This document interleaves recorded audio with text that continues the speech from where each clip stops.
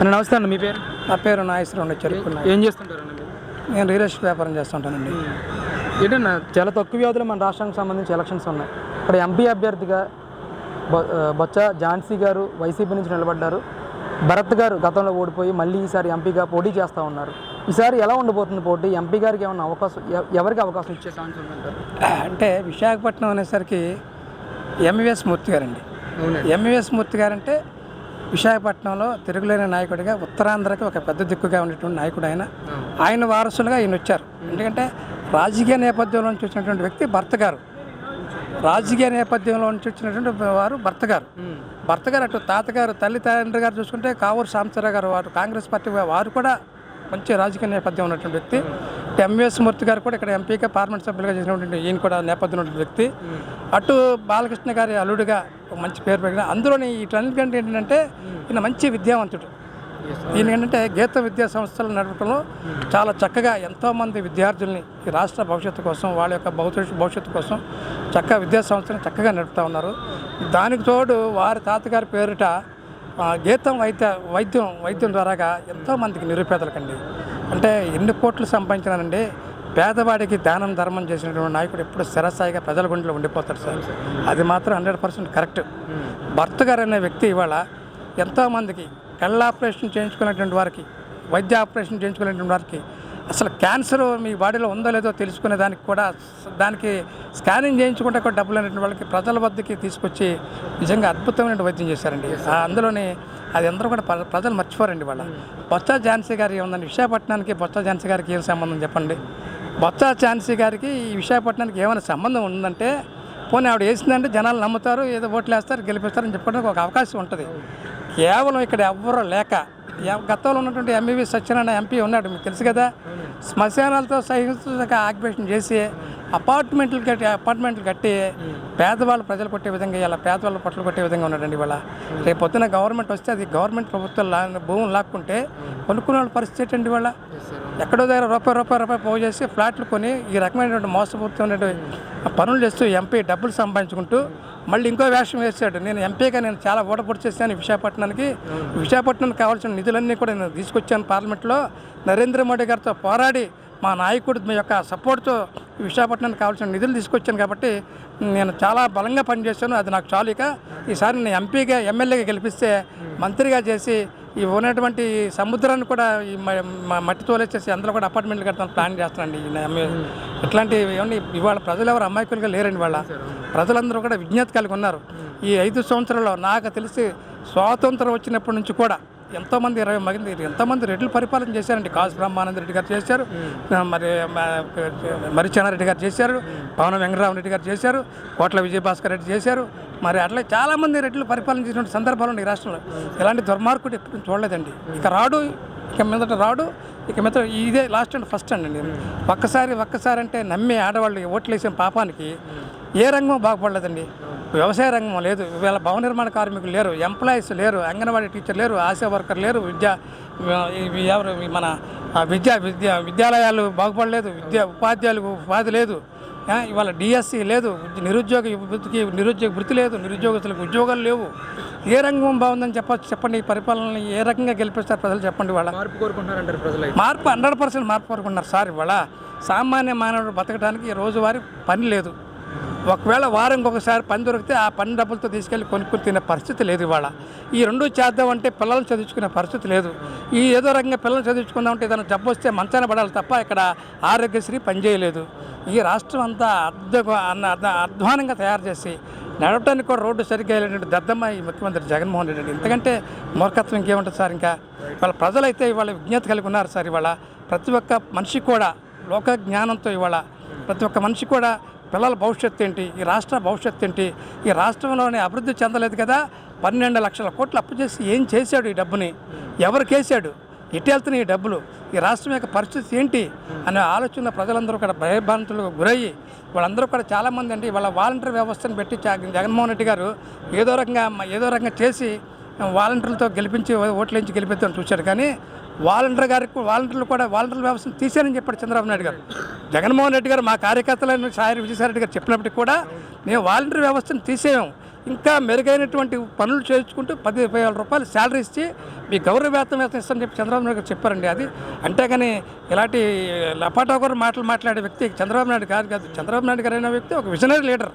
ఈ రాష్ట్రానికి ఏం కావాలి, దశ దిశ ఏం కావాలి, రేపు రాబోయే కాలంలో భవిష్యత్తు భావితరాల విద్యార్థులకు ఏం చేయాలి, ఉపాధ్యాయులకి ఇచ్చిన జీతం కరెక్టా కాదా, నిరుద్యోగులకి ఉద్యోగం దొరుకుతున్నాయా లేదా, చదువుల్లో యొక్క స్టడీస్ అన్నీ కూడా విద్యాలయాన్ని కూడా బాగున్నాయా లేవా, హాస్పిటల్స్ అన్నీ కూడా సవ్యంగా సక్రమంగా వైద్యం ఉందో లేదో చూసే వ్యక్తి ఆయన. మంచి మహా మేధావండి.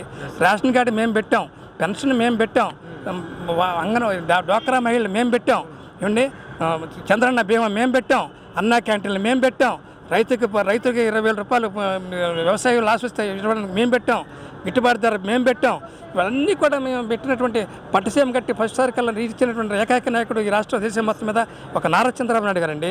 ఇవాళ రైతులందరూ కూడా ఎదురు చూస్తూ ఉన్నారు, ఎప్పుడు నారా చంద్రబాబు నాయుడు గారు వస్తారా, ఎప్పుడు పొలాలు పండించుకొని ఎప్పులు తీర్చుకుందామని, లేకపోతే ఆత్మహత్య శరణం అని చెప్పి రైతులందరూ కూడా ఎదురు చూస్తున్న సందర్భం ఇవాళ ఆత్మహత్యలో ఉంది ఇవాళ. కాబట్టి రేపు రాబోయే కాలంలో ఇక్కడ పల్లా శ్రీనివాసరావు కూడా చెప్పుకోవాల్సింది ఏంటంటే, పల్లా శ్రీనివాసరావు మా గాజువాక ఎమ్మెల్యేగా ఉన్నారు. గతంలో 5 సంవత్సరాల పరిపాలన అంటే ఏంటి చేసి చూపించారు. ఒక కార్మిక నాయకుడు కొడుకుగా, ఈ స్థానికంగా పుట్టి పెరిగిన వ్యక్తిగా, ఒక చదువుకునే విద్యావంతుడిగా అన్ని రంగాలను చక్కదిద్ది పరిపాలనలో ఎక్కడ కూడా ఎటువంటి అవకతవకలు జరగకుండా, ఎక్కడ కూడా ఇది దోపిడీ మార్గాలు లేకుండా నిజాయితీగా నీతిమంతుడిగా పరిపాలన చేసినటువంటి వ్యక్తి పల్లా శ్రీనివాసరావు సార్. ఇవాళ ఇంటికాడ కూర్చొని గెలిచారు, కానీ అది కాదు ఆయన నేపథ్యం. ప్రజల దగ్గరికి మీ కష్టాలకి నేను మీ కష్టం ఏంటి చెప్పండి, నేను రేపొద్దున ఎమ్మెల్యే అయిన వెంటనే మీ కష్టాలు నేను తీరుస్తానని చెప్పి ప్రజల వద్దకు వెళ్తాను తప్ప గెలుస్తామన్న ధీమంతో ఇంట్లో కూర్చొని పడుకొని ఓట్లు అడిగే వ్యక్తి పల్లా శ్రీనివాసరావు కాదు. పల్లా శ్రీనివాసరావు అనేవారు ఆయన కార్మికుడు, ఒక శ్రామికుడు, అంతే ఆయన యొక్క ధ్యేయం అదే. కాబట్టి ఇవాళ పల్లా శ్రీనివాసరావు గెలుపు చాలా సులువు, భర్త గారి గెలుపు పార్లమెంటు సభ్యులుగా చాలా సులువు ఇవాళ. దీంతో పాటు ఇక్కడ ఏ పరిస్థితి ఉందో రాష్ట్రం అంతగా అదే పరిస్థితి ఉంది. మాకు రేపు రాబోయే కాలంలో ఎన్డీఏ కూటమిలో ఉన్నటువంటి అభ్యర్థులందరూ గెలుస్తారు, చంద్రబాబు నాయుడు గారు ముఖ్యమంత్రి అవుతారు.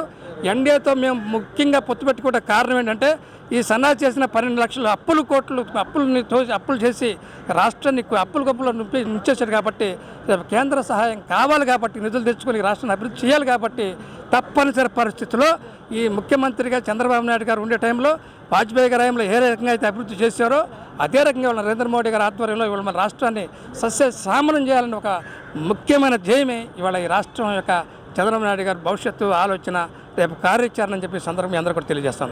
నా పేరు ప్రసాద్. చెప్పండి. ఏం చేస్తుంటారు అన్న? మాది బిజినెస్, ట్రాన్స్పోర్ట్. ఏంటి, ఎలా ఉంటుంది ఈసారి ఎలక్షన్ మీ ప్రాంతంలో?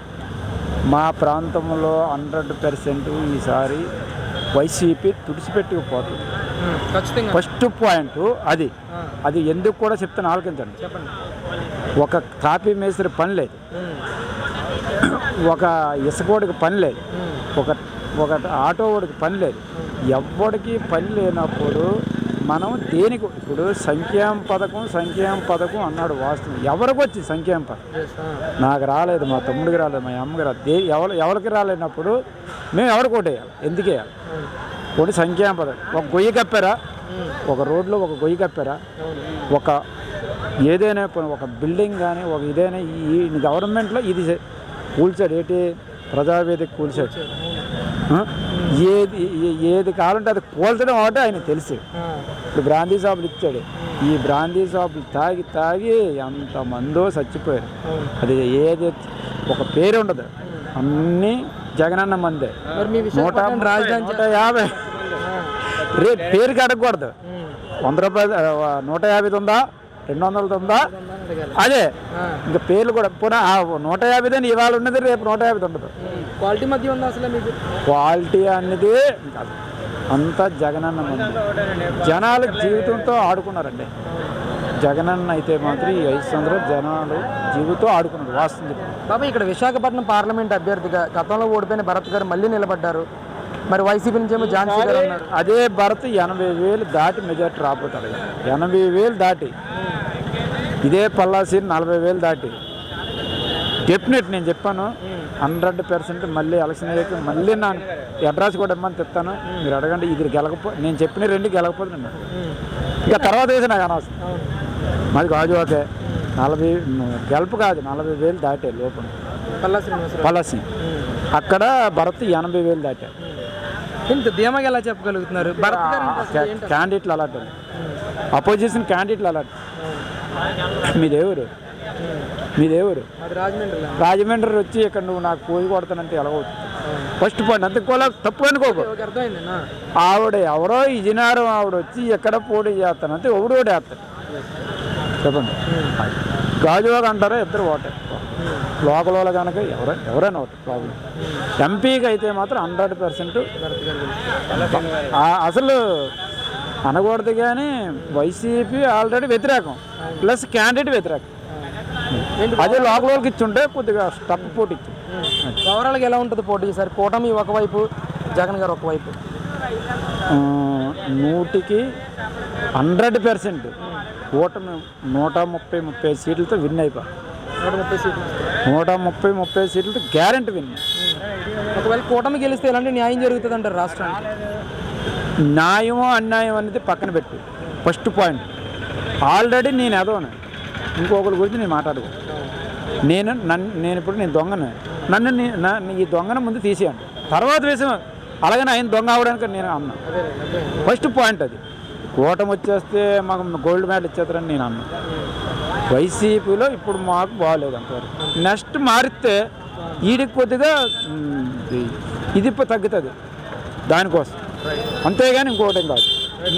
ఇప్పుడు వరకు ఈవేళ నాకు 46 సంవత్సరాలు, ఇంచుమించు 5-6 ఎలక్షన్లు చూశాను.